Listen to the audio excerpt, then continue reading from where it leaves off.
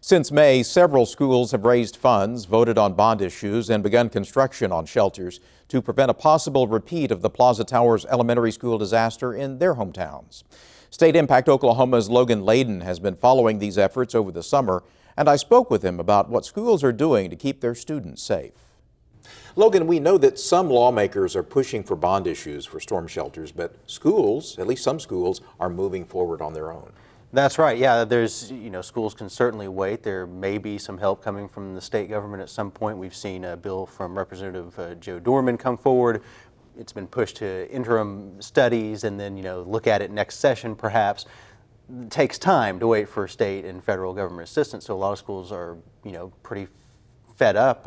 We talked to the superintendent in Alex, Oklahoma, tiny little Alex, and he actually has a daughter in the school, and he summed it up to me by saying, "We're just done taking risks here."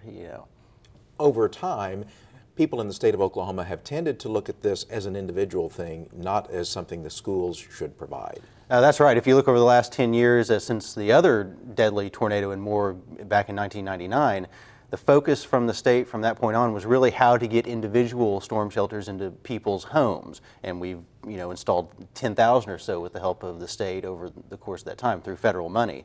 But even now, even after the Moore tornado, the focus is still on individual shelters from the state. Governor Fallon, I think, has said that there won't be a law mandating, shelters in schools. There is a perception that tornadoes happen after school hours. Is that true? Well, it's true. That is the trend, that it tends to be after the school day that we see most of the tornado activity. Really starts to peak around 4:35 in the afternoon, I believe.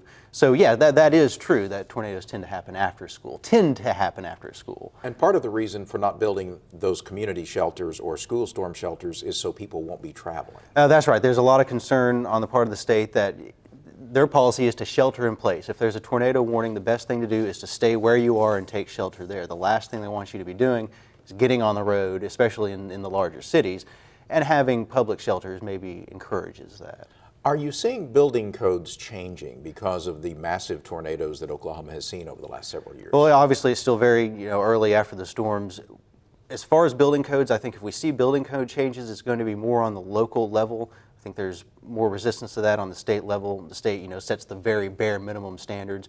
We like local control in Oklahoma, and that's not going to change. School districts have been involved, but also private groups have been helping out. That's right. Yeah, we've seen many different private donations coming in.